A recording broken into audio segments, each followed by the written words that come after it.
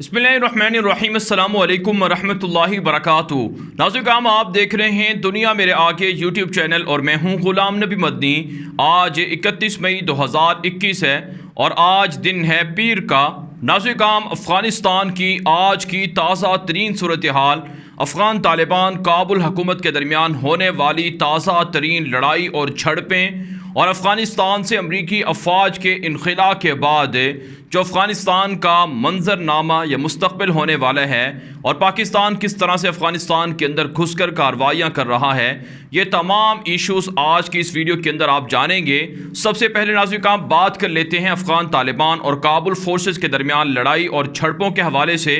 इस हवाले से नाज़रीन, जो अभी हमारे पास ब्रेकिंग न्यूज़ सामने आई है वो नाज़रीन, सूबा बगलान के अंदर अफ़गान तालिबान और काबुल फोर्सेस के दरमियान एक बड़ी लड़ाई और झड़प शुरू हुई है।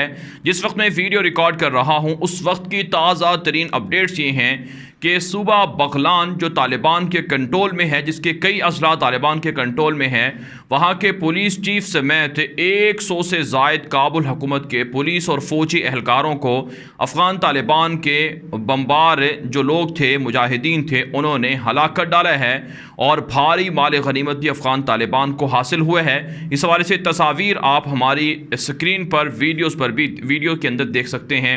जबकि नाज़रीन, एक और जो बड़ी कार्रवाई है वो अफ़गान तालिबान ने सूबा हिरात के अंदर की है। सूबा हिरात के मुख्तलिफ अजला को अफ़गान तालिबान ने फ़तह कर लिए है। अफ़गान तालिबान का दावा है कि सूबा हिरात के मरकज़ी बाज़ार तालिबान के कंट्रोल में चले गए हैं, मरकज़ी इलाके तालिबान के कंट्रोल में चले गए हैं। यहाँ पर काबुल हुकूमत शिकस्त खाकर भाग गई है और कई जो चेक पोस्टें हैं, फ़ौजी अड्डे हैं, वो भी अफ़गान तालिबान ने फ़तह कर लिए हैं।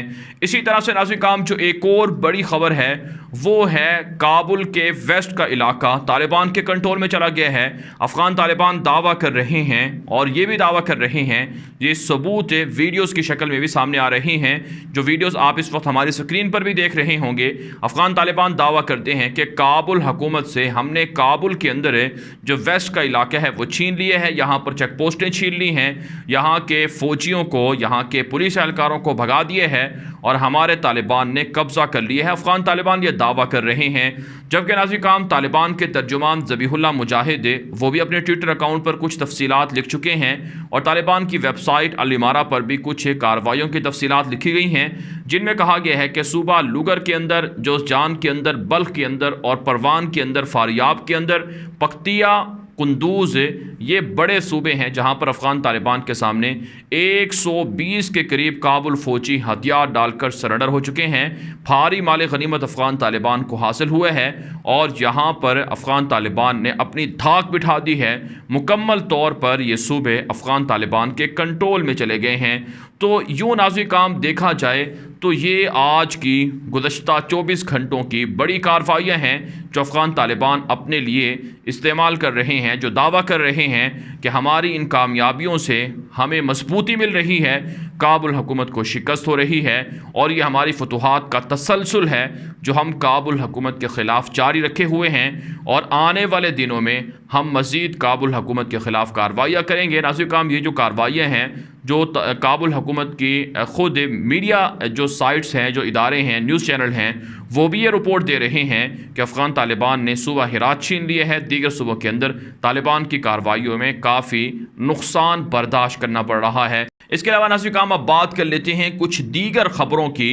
तो नाज़रीन, एक बड़ी ख़बर सामने आ रही है अफ़गानिस्तान की काबुल हुकूमत की जानिब से। जो डिफेंस मिनिस्टर हैं जिनका नाम असदुल्ला खालिद है, कई महीनों के बाद ये मंजरनामे पर सामने आए हैं और इन्होंने जो नई काबुल फोर्सेस ग्रेजुएट हुए हैं, नए कैडेट्स जो तैयार हुए हैं फ़ौजी, उनसे ख़िताब किया है। एक तकरीब के दौरान उन्होंने ख़िताब किया है और इस ख़िताब में उन्होंने कहा है कि अमेरिका ने हमारे साथ मुआहिदा किया है, हमें वादा दिलाया है कि अमेरिका और नेटो के इनखला के बाद भी जब कभी हमें ज़रूरत होगी, अमेरिका और नेटो हमारी जो फ़िज़ाई हेल्प है वो मदद करेगा, फ़िज़ाई हेल्प करेगा, मदद करेगा।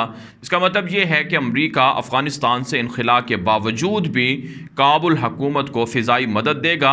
यानी जो असदुल्ला खालिद का बयान तुलू मीडिया नेटवर्क पर नशर हुआ है उसमें कहा गया है कि हम जो तालिबान हैं उनके सामने शिकस्त खाने वाले नहीं हैं, तालिबान को अपनी हुकूमत गिराने नहीं देंगे और ना ही उनके सामने शिकस्त तस्लीम करेंगे।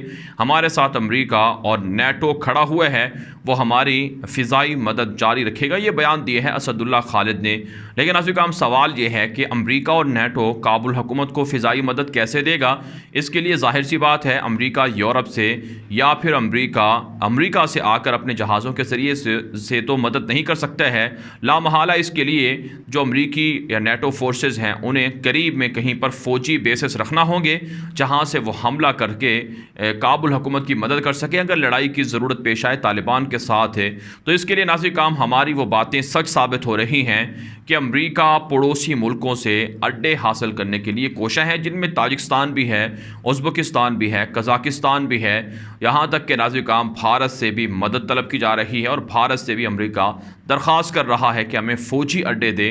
तभी काबुल हुकूमत के वफाकी जो वज़ीर हैं या आप कह सकते हैं डिफेंस मिनिस्टर हैं असदुल्ला खालिद, वो ये दावा कर रहे हैं कि अमेरिका हमारी फ़िज़ाई मदद बाद में भी जारी रखेगा। अब नाज़रीन काम एक और ख़बर है उस पर बात कर लेते हैं।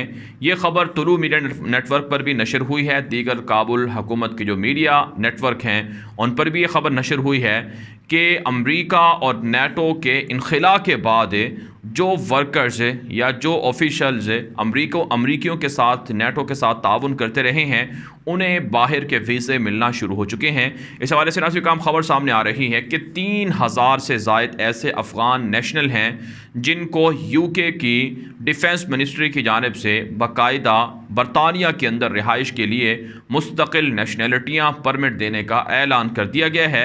ये वो लोग हैं जो अमेरिका के साथ ताउन करने वाली नेटो फोर्सेस में शामिल बरतानवी अफवाज के लिए काम करते रहे या उनकी मदद करते रहे या उनके फ़ौजियों के साथ मिलकर खुफिया ऑपरेशन करवाते रहे।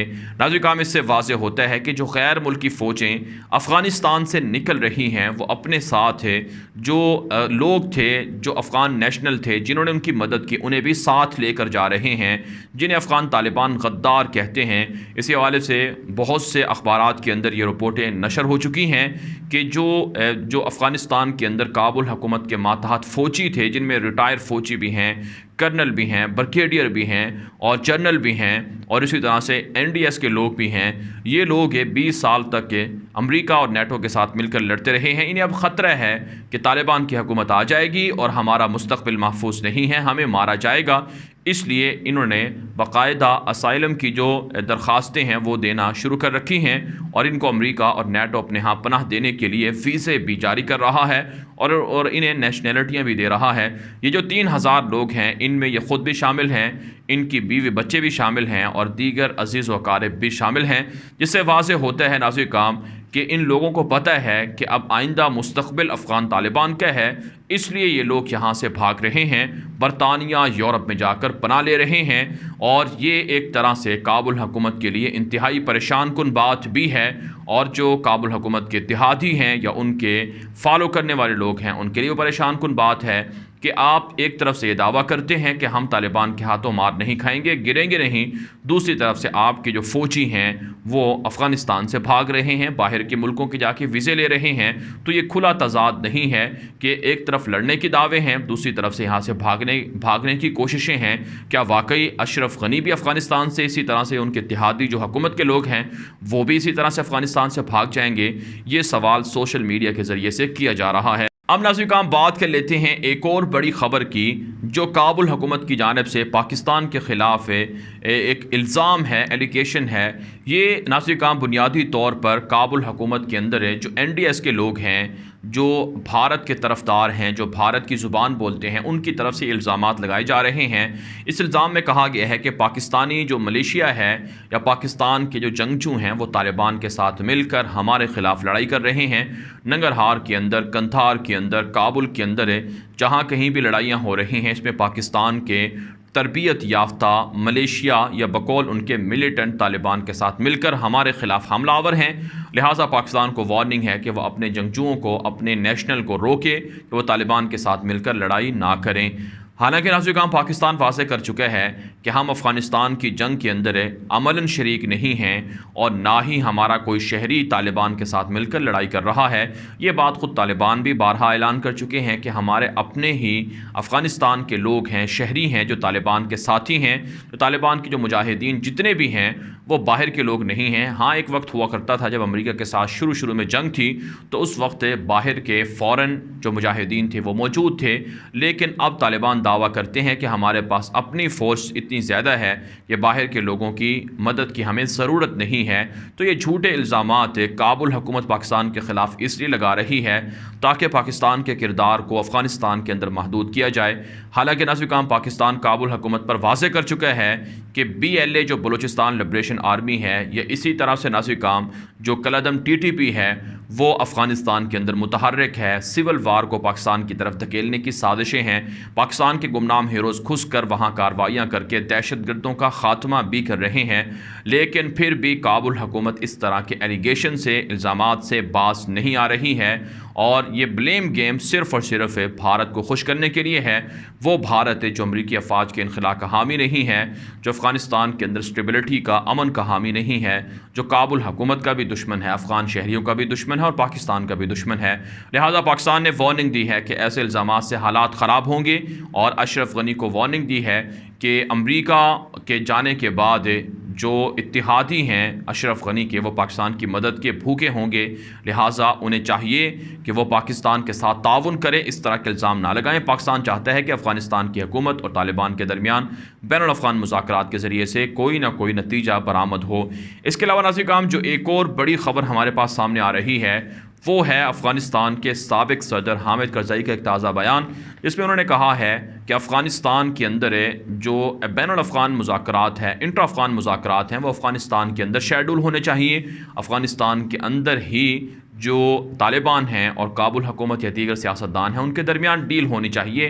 बाहर किसी भी तरह से इंटर अफ़गान मुज़ाकरात कामयाब नहीं हो सकते हैं।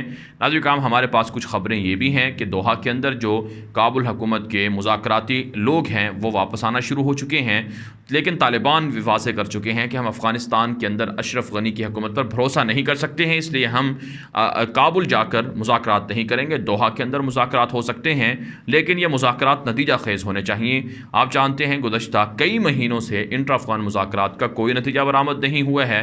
तालिबान और काबुल हुकूमत के दरमियान इस हवाले से डेडलॉक बरकरार है और तालिबान के हमलों की वजह से काबुल को भी नुकसान हो रहा है और जो आम शहरी हैं उन्हें भी कहा जाता है कि नुकसान हो रहा है। लेकिन बहरहाल अफ़गान तालिबान अपनी गिरफ्त मजबूत किए हुए हैं। इस वीडियो के हवाले से आपकी क्या राय है? अपनी राय कमेंट के जरिए से ज़रूर हम तक पहुँचाएँ। मज़ीद खबरों के लिए आप हमारे ट्विटर अकाउंट ग़ुलाम नबी मदनी को लाजमी फॉलो कर लें। दुनिया भर की सूरत हाल आप हमारे ट्विटर अकाउंट पर भी देख सकते हैं। आज के लिए इतना ही, इजाज़त दीजिए। अल्लाह हाफ़िज़।